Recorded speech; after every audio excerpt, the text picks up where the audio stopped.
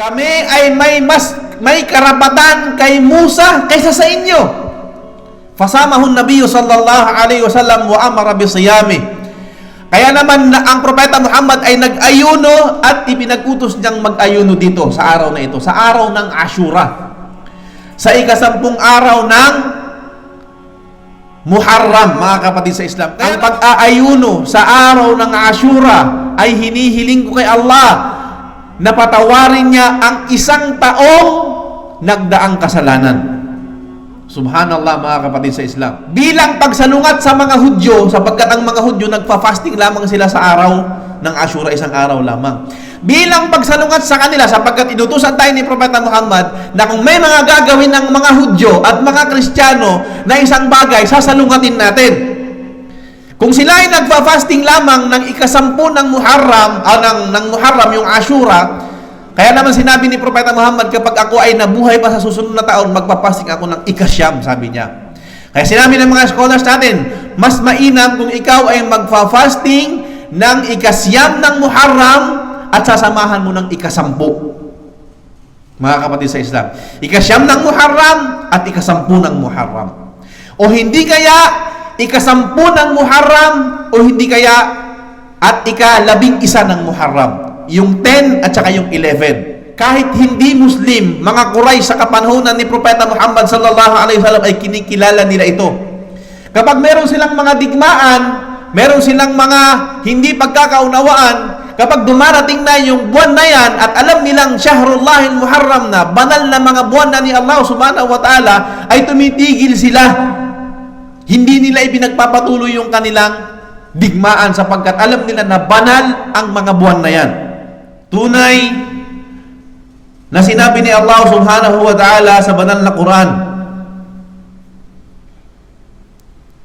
Ba'da a'udhu billahi minash shaitanir rajim, sa surah At-Taubah, sinabi ni Allah subhanahu wa ta'ala, Inna iddatash shuhuri 'inda Allahi 12 shahran fi kitabillah, yawma khalaqas samawati wal arda minha 4 hurum. ذلك الدين القيم فلا تظلموا فيهن أنفسكم. Sinabi ni Allah subhanahu wa ta'ala, tunay na ang bilang ng mga buwan para kay Allah subhanahu wa ta'ala ay 12 buwan. Tunay na ang bilang ng mga buwan para kay Allah subhanahu wa ta'ala ay 12 buwan. Sa aklat ni Allah subhanahu wa ta'ala, ito nakatalaga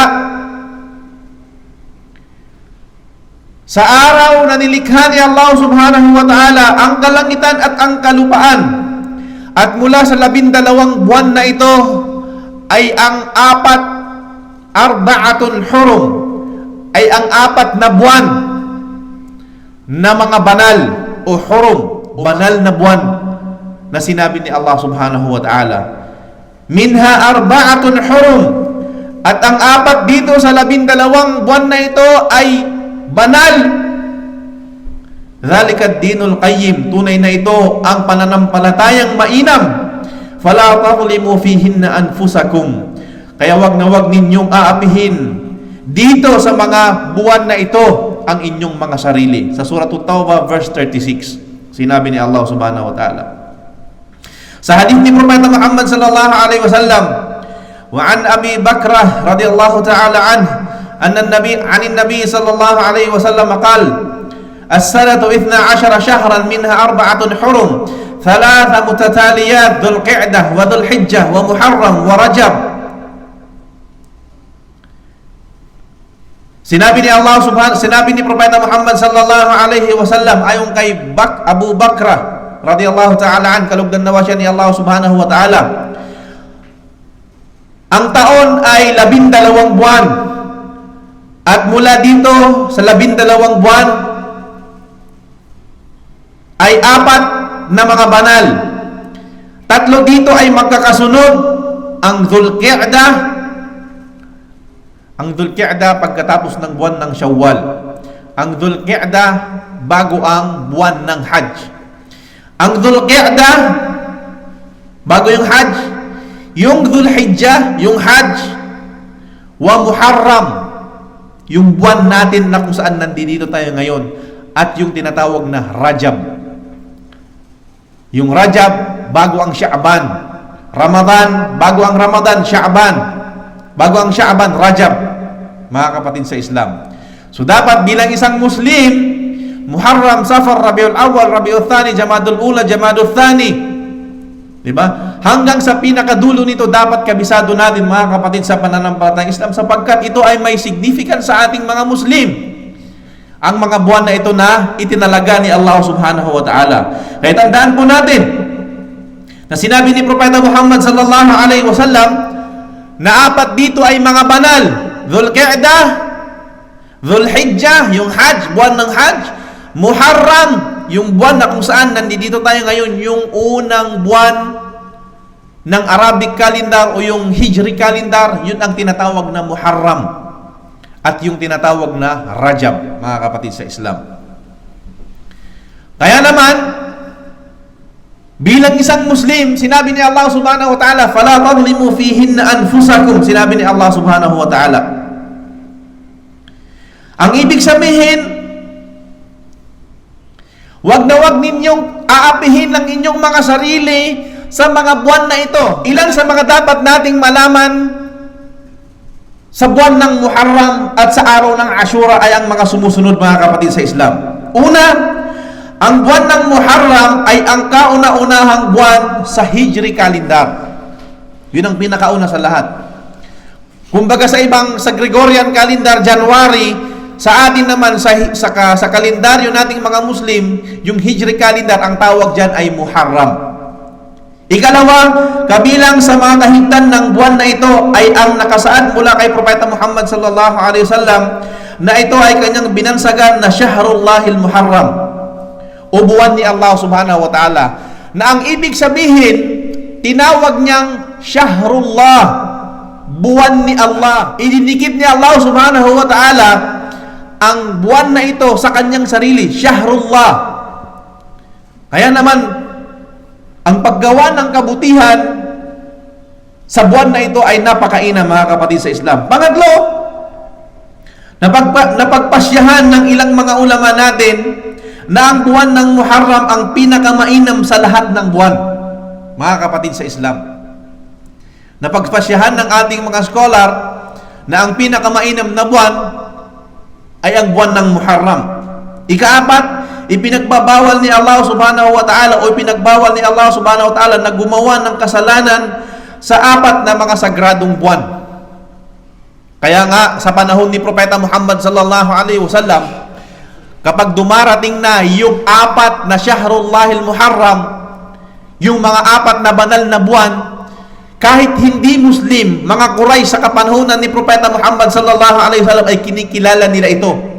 Kapag meron silang mga digmaan, meron silang mga hindi pagkakaunawaan, kapag dumarating na yung buwan na yan at alam nilang Shahrullahil Muharram na, banal na mga buwan na ni Allah subhanahu wa ta'ala, ay tumitigil sila. Hindi nila ipinagpapatuloy yung kanilang digmaan sapagkat alam nila na banal ang mga buwan na yan. Panglima, mga kapatid sa Islam, sunna ang pagpaparami ng pag-aayuno sa buwan na ito, sa buwan ng Muharram. Sunna ang pagpaparami ng tinatawag na pag-aayuno sa buwan ng Muharram. Number 6, higit na iminumungkahi o mustahab, kaaya-aya ang pag-aayuno sa ika-10 araw ng buwan ng Muharram o tinatawag na Ashura. Iminumungkahi o kaaya-aya na mag-ayuno tayo sa araw ng Ashura. Ang Ashura, ito po ay ang ika-10 araw sa buwan ng Muharram.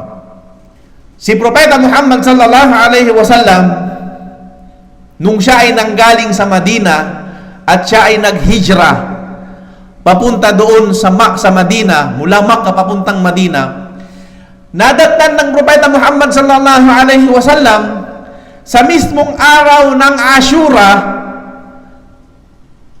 na ang mga Hudyo ay nag-aayuno dito. Kaya tinanong ng Propeta Muhammad sallallahu alaihi wasallam, tinanong ng Propeta Muhammad sallallahu alaihi wasallam kung ano ang ginagawa ng mga Hudyo. Sabi ni Propeta Muhammad, ano ang ginagawa ninyo sa araw na ito? Bakit kayo nag-aayuno? Sabi ng mga Hudyo, ito yung araw ng Ashura, na kung saan iniligtas ni Allah subhanahu wa ta'ala ang angkan, ang ummah ni Propeta Musa alayhi salatu wassalam mula kay Fir'aun.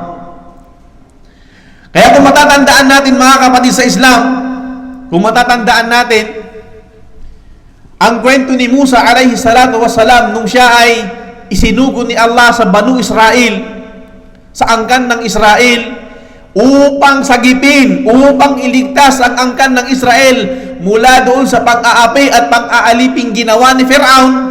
Hindi ito binigay ni Fir'aun ng basta-basta at nagkaroon ng napakaraming pagpapakita ng milagro mula kay Propeta Musa alayhi salatu wassalam. Alam natin yan, napupular na nangyari kay Propeta Musa alayhi salatu wassalam yung kanyang tungkod na naging ahas.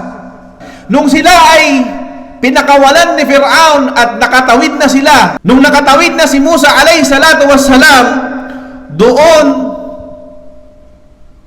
sa tawid ng dagat at nakita nilang hinahabol sila ni Fir'aun, muling ibinalik ni Allah subhanahu wa ta'ala yung dagat sa dati nitong kalagayan at nalunod si Fir'aun at ang kanyang mga sundalo, mga kapatid sa Islam. Dahil dito, dahil sa pagligtas ni Allah subhanahu wa ta'ala kay Musa mula kay Fir'aun, ang sabi ng mga Hudyo, bilang pasasalamat kay Allah, niligtas niya si Musa at ang kanyang ang Banu Israel, yung kinuha ni Musa na inaalipin ng mga ng Banu Israel o di kaya ni Fir'aun, bilang pagpapasalamat ay nag-aayuno sila kay Allah subhanahu wa ta'ala sa tuwing darating yung araw ng Ashura.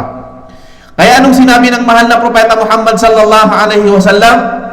Anong sinabi ng Propeta Muhammad sallallahu alaihi wasallam? Nahnu ahaqqu bi Musa minkum. Sabi ng mahal na Propeta Muhammad sallallahu alaihi wasallam, kami ay may karapatan kay Musa kaysa sa inyo. Fasamahu an-nabiy sallallahu alaihi wasallam wa amara bi siyami. Kaya naman na ang Propeta Muhammad ay nag-ayuno at ipinag-utos niyang mag-ayuno dito sa araw na ito, sa araw ng Ashura, sa ika-10 araw ng Muharram, mga kapatid sa Islam. Kaya naman, maraming nababanggit si Propeta Muhammad sallallahu alaihi wasallam na inutusan niya, na pinag-utos niya na magsagawa ng pag-aayuno ang mga Muslim sa araw ng Ashura. At isa sa mga nabanggit ng hadith ng Propeta Muhammad sallallahu alaihi wasallam ay sinabi niya na kapag siya ay nakaabot pa sa susunod na taon, ay mag-aayuno siya sa araw ng Tasu'a. Kasi mga kapatid sa Islam, ang Ashura ay from Arabic word na Ashara. Ibig sabihin ng Ashara is 10, ika-10 o di kaya ika-10, ika-10. Kaya tinawag siyang Ashura sapagkat bumabagsak o pumapatak siya sa ika-10 araw ng buwan ng Muharram. Kaya ang tawag sa kanya Ashura. Kaya sabi ng Propeta Muhammad, kapag ako ay dadatnan pa sa susunod na taon, tunay na mag-aayuno ako sa araw ng Tasu'a. Yung Tasu'a, yung Tis'a naman, mula sa Arabic word na Tis'a, ang ibig sabihin naman yung ikasiyam. Kaya naman, mapagtatanto natin na ang pag-aayuno sa buwan ng Muharram, especially sa araw ng Ashura, ay may mga batas na ibinigay si Propeta Muhammad SAW. Una dito, na mag-ayuno ka bilang pagsalungat sa mga Hudyo, sapagkat ang mga Hudyo nagpa-fasting lamang sila sa araw ng Ashura, isang araw lamang. Bilang pagsalungat sa kanila, sapagkat inutusan tayo ni Propeta Muhammad na kung may mga gagawin ng mga Hudyo at mga Kristiyano na isang bagay, sasalungatin natin. Kung sila ay nagpa-fasting lamang ng ika-10 ng Muharram, ng Muharram, yung Ashura, kaya naman sinabi ni Propeta Muhammad, kapag ako ay nabuhay pa sa susunod na taon, magpa-fasting ako ng ika-siyam, sabi niya. Kaya sinabi ng mga scholars natin, mas mainam kung ikaw ay magpa-fasting ng ika-siyam ng Muharram at sasamahan mo ng ika-10. Mga kapatid sa Islam, ika-siyam ng Muharram at ika-10 ng Muharram. O hindi kaya ika-10 ng Muharram o hindi kaya at ika-11 ng Muharram? Yung 10 at saka yung 11. So, dalawa yun mga kapatid, yung binanggit ko sa inyo. Mag-fasting ka ng una, 9 at saka 10, o hindi kaya mag-fasting ka ng ikalawa, 10 at saka 11. At ano ang benepisyo ng araw ng Ashura mga kapatid sa Islam? Sabi ng Propeta Muhammad sallallahu alaihi wasallam, Siyam yawmu Ashura ahtasibu ala Allah ay yukaffira as-sana allati qablah, o kama qala an-nabiy sallallahu alaihi wasallam. Sabi ng Propeta Muhammad sallallahu, ang pag-aayuno sa araw ng Ashura ay hinihiling ko kay Allah na patawarin niya ang isang taong nagdaang kasalanan. Subhanallah mga kapatid sa Islam. Nung nakaraan, 2 taon ang kapatawaran ni Allah subhanahu wa ta'ala sa araw ng Arafah. Napaka buti ni Allah at napaka mapagbigay ni Allah subhanahu wa ta'ala sa kanyang mga alipin na binibigyan niya ito ng mga sitwasyon, ng mga seasonal na mga pagsamba na kung saan napakadakila ng gantimpala dito. Ito naman ngayon, araw ng Arafah sa Dhul-Hijjah, kailan lamang yun nangyari kapatid? Sa Dhul-Hijjah yun, makalipas ng halos isang buwan, ito naman, araw naman ng Ashura, at ang katumbas naman sa isang araw na pag-aayuno mo ay 1 taong kapatawaran ni Allah sa iyong mga nagdaang kasalanan. Subhanallah. 1 araw lang na mag-aayuno ka, ang katumbas nito ay ang kapatawaran ni Allah subhanahu wa ta'ala mula sa iyong mga nagawang kasalanan ng 1 taon. Ikapito mga kapatid sa Islam,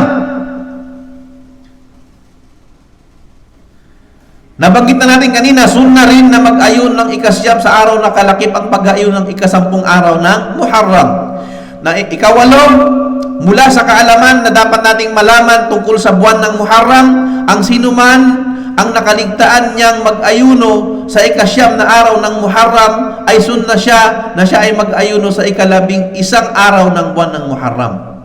Bilang paglabag o di kaya pagsalungat sa mga nakagisnan ng Yahud. Yun ang sinabi ko sa inyo kanina. Kung hindi ka nakapag-fasting ng 9 at saka 10, at nakapag-fasting ka lang ng 10, at least man lang mag-fasting ka ng 10 at saka yung 11 mga kapatid.